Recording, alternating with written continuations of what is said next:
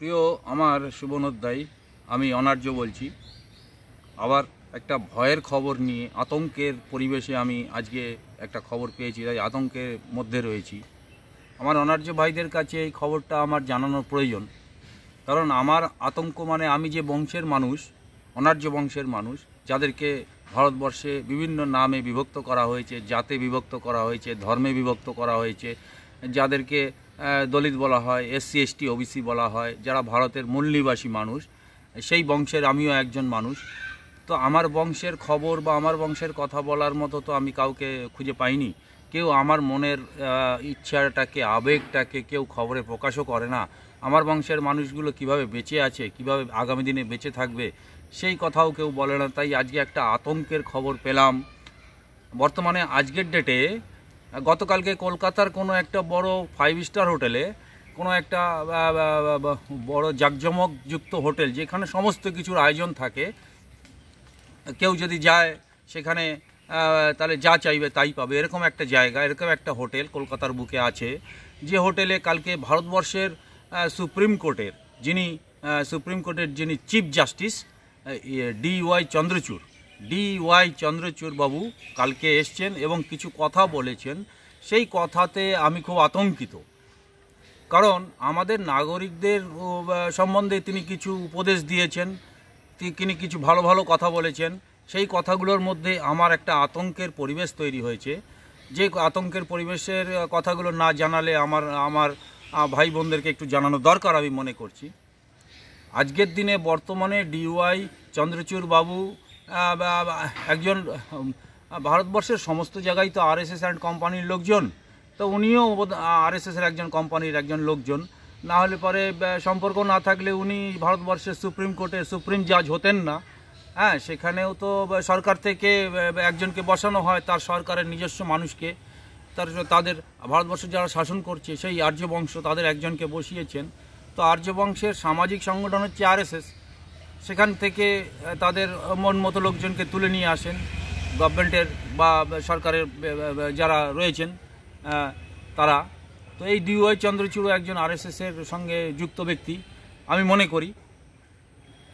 তো তিনি আরএসএসেরই, যিনি আরএসএস এবার যাকে ভারতবর্ষের প্রধানমন্ত্রী নিযুক্ত করেছে, সেই নরেন্দ্র মোদী অ্যান্ড কোম্পানি বা বিজেপি পার্টিটাকে, এই পার্টি সম্বন্ধে এবং সমাজ সম্বন্ধে কিছু বক্তব্য পেশ করেছে। আমি দু একটা কথা বলছি।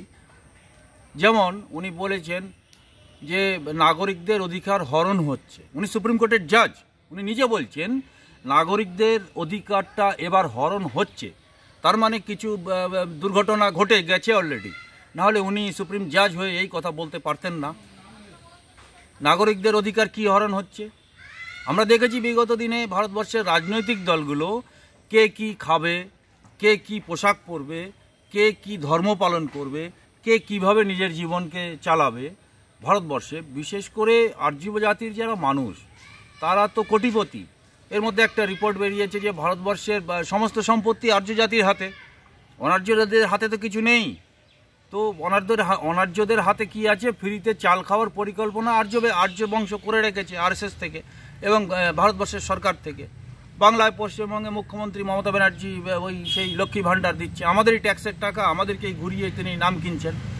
হ্যাঁ, তো এইভাবে আর্য জাতি, ভারতবর্ষের যারা সত্যিকারের, যারা মাটির মানুষ, যারা সত্যিকারের মূল নিবাসী, যারা এসসি এসটি ওবিসি আদিবাসী যাদের বলা হয়, তাদের অধিকারগুলোকে হরণ করা হয়েছে। এটা স্বীকার করেছে ডিওয়াই চন্দ্রচূড়, সুপ্রিম কোর্টের সুপ্রিম জাজ।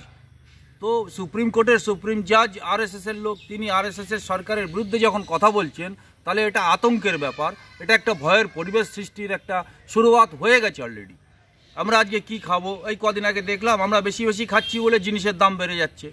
এই যে কথাবার্তা, আমরা বেশি খাচ্ছি, আমরা ক্ষতিকারক পদার্থ ভারতবর্ষের জন্য, ঘুরিয়ে বলা হচ্ছে যে আমরা ক্ষতিকারক মানুষ ভারতবর্ষের জন্য, আমাদেরকে বেশি খেতে হবে না, আমরা কম খাবো, এমনি তো পয়সা করি নেই, আমরা কম খেলে আরও দুর্বল হব, আমাদের বাচ্চা কাচ্চা আরও বিকলাঙ্গ হবে, তো আমরা নাকি বেশি বেশি খেয়ে ফেলছি। এটা সরকারের বা বিজেপি পার্টির তরফ থেকে একজন বলেছেন, ডিক্লেয়ার করেছেন। তো কোনো রাজনৈতিক দল এই দ্রব্যমূল্য বৃদ্ধি নিয়ে তো কথা বলে না। আমি একটু আমাদের তো দ্রব্য কমে যাচ্ছে, তাই আমি বলতে বাধ্য হচ্ছি এই অনার্য বংশের কাছে, অনার্য মানুষদের কাছে, যারা আমাদের শাসন করছে, যারা আমাদের চালাচ্ছে, তাদের সম্বন্ধে একটু কীভাবে আমাদের বংশটাকে ওরা এগিয়ে নিয়ে যেতে চায় সেটা একটু বলছি আমি।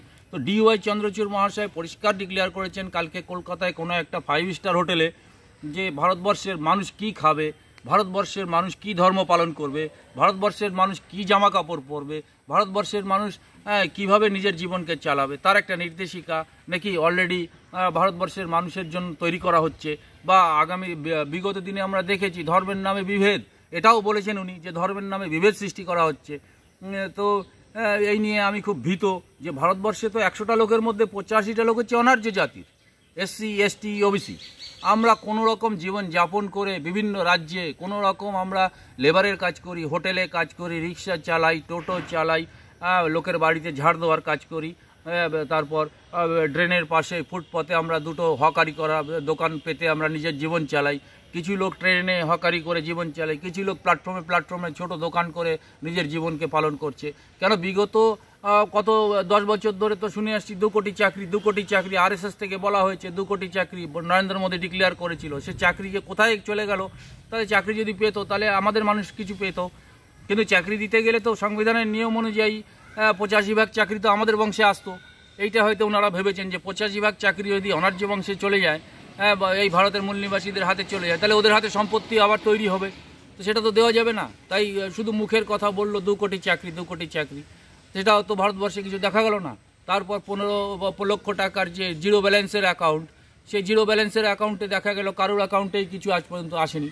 তো এইভাবে আমাদের লালাভোলা লোকগুলোকে, অসহায় লোকগুলোকে, নিরীহ মানুষগুলোকে মাথার মধ্যে ঢুকিয়ে দিয়ে তারা রাজত্বটা চালাচ্ছে, এই দেব, ওই দেব, সেই দেব। তাই এবার পশ্চিমবাংলায় দেখলাম লক্ষ্মী ভাণ্ডারের নামে বিরাট প্রচার এবং সেইভাবে ভোট হলো। তারপরে উত্তরপ্রদেশে নুন দেওয়ার নামে ভোট হয়েছে, বস্তায় নুনের ছবি, বলে নুন খেয়ে বেইমানি করো না, এইসব প্রচার হয়েছে। আমাদেরই ট্যাক্সের টাকা, ভারতবর্ষেরই সম্পদ, ভারতবর্ষের মানুষকে দেবে, তাতে ওনারা বড় বড় করে প্রচার করছেন। আজ থেকে 10,000 বছর আগে যে বেদ লেখা হয়েছিল, সেই বেদ থেকে আমাদেরকে গোলাম বানানো তৈরি শুরু হয়। বেদে একজন মহারিষি ছিল মিস্টার মনু, সেই মনুর সিস্টেম অনুসারে ভারতবর্ষ শাসন হচ্ছে। বর্তমানে সেই শাসন ব্যবস্থাকে পরিচালনার দায়িত্ব নিজের ঘাড়ে নিয়েছে RSS অ্যান্ড কোম্পানি, সামাজিক সংগঠন আর্যদের। সেই আর্য জাতির সামাজিক সংগঠন থেকে যে বিভেদ নীতি তৈরি করা হয়েছে, যে সিস্টেম দেওয়া হচ্ছে, তার একটা ঝলক বর্তমান RSS-এরই একজন প্রতিনিধি, যিনি বর্তমান ভারতবর্ষের সুপ্রিম কোর্টের সুপ্রিম জাজ, তিনি গতকালকে কলকাতায় বলেছেন যে ভারতবর্ষে এইসবগুলো চলছে, সমস্ত রাজনৈতিক দল এইভাবে আমাদের ভারতবর্ষের মূল মানুষগুলোকে আবার বোকা বানিয়ে পোকামাকড় খাওয়ার যোগ্য করে বিকলাঙ্গ আমাদের বাচ্চা কাচ্চা হবে সেই ব্যবস্থা করছে। যেমন স্কুল কলেজে পাস ফেল প্রথা উঠে গেছে, পড়াশুনো নিয়ে বিভিন্নভাবে বিভিন্ন প্রক্রিয়ার মধ্যে দিয়ে আমাদের অনার্য জাতির সমস্ত লেখাপড়াকে শেষ করে দেওয়া হচ্ছে। তো আজকে আর্য জাতির ছেলেপেলেরা বিদেশে যায় লেখাপড়া করতে, আর বিদেশে আমাদের অনার্য জাতির ছেলেপেলেরা ওই 40-41 জন কুয়েতে গিয়ে বিল্ডিংয়ে আগুন ধরে মরে গেল। বছরের পর বছর ইসরায়েলে গেছে ছেলেপেলেরা বোম খেতে, নিজের মা বোনকে বাঁচাতে, নিজের পেট চালাতে। আমাদের ছেলেপেলেরা, আমাদের বংশ বিদেশে যায় শ্রমিকের কাজ করতে, শ্রমিক হতে, নিজের পেট চালাতে, নিজের বংশকে বাঁচাতে। আর আর্য জাতির সন্তানরা তো বিদেশে পড়াশুনো করতে যায়, বিদেশে আনন্দ করতে যায়, বিদেশে তারা ঘুরতে যায়, বিদেশে তারা খেলতে যায়। আর আমরা বিদেশে যাই ওই ইসরায়েলের মতো দেশে গেছে গুলি বোম খেতে, কুয়েতে গেছে আগুনে পুড়ে মারা যেতে। তো এইগুলো হচ্ছে তাদের সাথে আমাদের একটা বিরাট পার্থক্য। তো এবার নাকি শুনছি, এটা আমার আতঙ্কের দিন, যে আমি কি ধর্ম পালন করব সেটা নাকি আরেকজন বলে দেবে, আমি কি খাবার খাবো সেটা নাকি আরেকজন বলে দেবে, আমি কীভাবে জীবনযাপন করব সেই সিস্টেম নাকি সরকার থেকে বা রাজনৈতিক দলগুলো ঠিক করবে। এই কথাটা চন্দ্রচূড় বাবু, আমাদের সুপ্রিম কোর্টের সুপ্রিম জাজ, উনি গতকালকে কলকাতায় কোনো 5 স্টার হোটেলে এই কথাটা প্রেস কনফারেন্স করে ডিক্লেয়ার করেছেন। এবং তার মানে হচ্ছে DY চন্দ্রচূড় বাবু সুপ্রিম কোর্টের সুপ্রিম জাজ, উনি মোহন ভগতের নির্দেশেই সুপ্রিম জাজ হয়েছেন, RSS-এর যিনি প্রধান ব্যক্তি। তাহলে RSS-এর গোপন এজেন্ডা এইগুলো রাজনৈতিক দলগুলো পালন করছে। তো সেই জন্য যেমন আমাদের এই যে এখন শুনছি পশ্চিমবঙ্গে নির্বাচন হয়ে যাওয়ার পরে পশ্চিমবঙ্গের ফুটপথে কত হকার আছে সেগুলো পুলিশ ডিপার্টমেন্টকে বলা হয়েছে গুণাগুন্তি করার জন্য। তো কোন মানুষ কোথায় বসবে, কোন মানুষের পেটে দুটো ভাত হবে, কিভাবে তারা সংসার চালাবে, এই নিয়ে আমরা আতঙ্কে ভুগছি। যে আগামী দিনের পরিকল্পনা, আমার হয়তো ওই ছোট্ট জায়গায় যে লোকজনগুলো আসা যাওয়া করতো সেখানে দুটো মাল বিক্রি হতো, আমি দুটো পয়সা পেতাম, বাড়িতে এনে বউ বাচ্চা নিয়ে খেতাম। তো সেইটুকুও যদি অন্য কোনো জায়গায় আমাকে বসিয়ে দেয়, সেখানে তো লোকজন যাবে কি না আদৌ? হ্যাঁ, আগে করোনা ব্যাধি আসার আগে আমাদের পশ্চিমবঙ্গে বিভিন্ন জায়গায় দেখেছি হাট বসতো। সেই হাটগুলো করোনাতে টোটালি বন্ধ হয়ে যায়। আজকে পশ্চিমবঙ্গের কোনায় কোনায় যে হাটগুলো বসতো গ্রামে গঞ্জে, সেই হাটগুলো কতটা এখন চলছে বা কতটা চলছে না সেটা পশ্চিমবঙ্গের মানুষ সবাই জানেন। এইবার যে কলকাতার বুকে একটু শহরাঞ্চলে দুটো ফুটপাতের উপরে দোকান করে আমরা যে দুটো ডাল ভাতের ব্যবস্থা করার চেষ্টা যে ভাই বোনেরা করছে, এবার তাদেরকে গুণাগুন্তি হচ্ছে, তাদের বিরুদ্ধে তাদের উপরে একটা হয়তো নিয়ম কানুন আসবে। সেই নিয়ম কানুন কার পক্ষে কতটা সঠিক হবে সেটা আগামী দিনে আমরা জানতে পারবো। তো সেই জন্য আমি আতঙ্কিত যে DY চন্দ্রচূড় বাবু যে কথা বলেছেন, এটা RSSের এজেন্ডা এবং সমস্ত রাজনৈতিক দলগুলো আমাদেরকে গোলাম তো বানিয়েই নিয়েছে, গোলাম বানিয়ে আমাদেরকে পচা রেশনে ফ্রি চাল খাওয়াচ্ছে এবং যা বলছে তা আমরা শুনতে বাধ্য হচ্ছি। যেমন প্রত্যেকটা রাজনৈতিক দলের ভিতরে একটা একটা করে সেল রাখা আছে। সেই সেলের মধ্যে যেমন শিডিউল কাস্ট সেল আছে, যেমন ওবিসি সেল আছে, যেমন মুসলিম সেল আছে, যেমন খ্রিস্টান সেল আছে, যেমন ব্রাহ্মণ সেল আছে। প্রত্যেকটা রাজনৈতিক দলের মধ্যে আর্যরা সমস্ত রাজনৈতিক দলের মালিক। তারা সেলের মধ্যে এই ভারতবর্ষের মানুষগুলোকে আটকে রেখে কোনো সিদ্ধান্ত এই সেলের মানুষরা নিতে পারে না। যেখানে যেমন ওই রাজনৈতিক দলের মাথা থেকে নির্দেশ আসবে তারা শুধু পালন করে। এই যে গোলামি, তারপরে আবার ধর্মীয় গোলামি, যে ধর্ম আমি বলবো সেটা তোমাকে মানতে হবে। তারপরে খাদ্যের উপরে গোলামি, যে আমি যা বলবো তাই তোমাকে খেতে হবে। সেরকম পোশাক আশাকের উপরে গোলামি, যেমন আমি যে পোশাক পরতে বলবো তোমাকে সেই পোশাক পরতে হবে। তো এই রকম ফর্মুলা আজকে ভারতবর্ষের বুকে আসতে চলেছে বা চলছে। এটাই চন্দ্রচূড় বাবু বোঝাতে চেয়েছেন প্রেস কনফারেন্স করে কলকাতায়। তো সেই জন্য আমি খুবই আতঙ্কিত। আমার ভাই বোনদের কাছে আমি এই খবরটা একটু পৌঁছানোর জন্য, খবরটা জানানোর জন্য আজকে আমার এখানে আসা। আমি তো অনার্য বংশের মানুষ, তো আমার দুঃখ বলার মতো তো হয়তো আমার দুঃখ বা আমার বেদনা বা আমার আশা আকাঙ্ক্ষাকে তো আর কোনোদিন পূর্ণ করতে পারবো না। কেন, পচা রেশনের চাল খেয়ে তো আমার আকাঙ্ক্ষা পূর্ণ হবে না। আমাকে যদি কিছু করতে হয় তাহলে আমাকে শ্রমিকের কাজই করতে হবে। কারণ হাজার হাজার বছর ধরে তো আমাদেরকে যে সিস্টেমে জাতপাতের নামে সংবিধানে একটু অধিকার আমরা পেয়েছি, সেই সংবিধান নিয়ে চন্দ্রচূড় বাবু বলেছেন যে সংবিধানে যে অধিকার আমাদের দেওয়া হয়েছে সেটা নিয়ে ছিনিমিনি খেলা হচ্ছে। সেই অধিকারকে কাটা যাবে না, কারণ সেই অধিকারকে কাটতে গেলে সংবিধানকে বদলাতে হবে। আর আগামী দিনে হয়তো সংবিধানকে বদলানোর পরিকল্পনা। সেই জন্য এবারের যে নির্বাচন 2024-এর হয়েছে, সেই 2024 সালের নির্বাচনে আপনারা দেখেছেন নোটার জয় জয়কার। কারণ নোটাটাকেও যে ব্যবহার করা যায়, আমাদের অনার্য বংশের মানুষরা নোটাকে এবার ব্যবহার করে দেখিয়েছে যে বহু মানুষ নোটাকে পছন্দ করেছে, কোনো রাজনৈতিক দলের কোনো নেতাকে পছন্দ করেনি, তাই নোটায় এত ভোট পড়েছে। তো আগামী দিনে সংবিধানের হয়তো 5 বছরের জন্য সংবিধানটা বেঁচে গেল, সেটাই চন্দ্রচূড় বাবু ঘুরিয়ে বলতে চেয়েছেন যে 5 বছরের জন্য সংবিধানটা বেঁচে রয়েছে, তোমরা সাবধান হয়ে যাও। তো কাকে কে সাবধান করছে? আমরা তো এমনি জলে জঙ্গলের মানুষ, আমাদের আদিবাসী সমাজ খেতে পায় না। যেমন আজকে একটা খবর আমি শুনলাম, শুনে খুব দুঃখিত হলাম যে 100 বছর 150 বছর হয়ে গেছে আদিবাসীরা বসে রয়েছে। এই কলকাতার পাশে ব্যারাকপুর বলে একটা জায়গা আছে, ব্যারাকপুর মিউনিসিপ্যালিটির মধ্যে কিছু আদিবাসী মানুষ আছে। তারা 150 বছর ধরে বিরাট একটা জায়গা, ওদের কাগজপত্রগুলো হারিয়ে গেছে।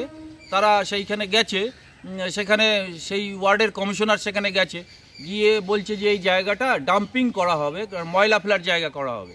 তখন ওরা প্রতিবাদ করে এবং ওরা বলে যে আমাদের জায়গা তোমরা কি করে করবা, বলে কাগজপত্র দেখাও। দেখাতে পারেনি। তখন ওদের কাছে টাকা চাওয়া হয়েছে যে টাকা পয়সা দে, তাহলে আমরা কাগজপত্র করে দেবো। তো তখন ওরা বলেছে যে আমরা তো খেতেই পাই না, তো আমাদের টাকা পয়সা কোথায়? তো এইভাবে আমাদের আদিবাসী সমাজের দুঃখ কেউ বলবে না। এটা ব্যারাকপুরে হয়েছে, ব্যারাকপুর মিউনিসিপ্যালিটির মধ্যে, সেই খবরটাও আমার কানে এসছে। এটা আমার অনার্য বংশের একটা দুঃখের খবর। তো আমাদের দুঃখগুলো বলার মতো তো কেউ নেই, তাই আমি আমার সমাজকে একটু জানিয়ে গেলাম যে ভাই আগামী দিনে তোমরা কি করছো, কেন করছো, কিভাবে তোমার বংশকে বাঁচিয়ে রাখবে।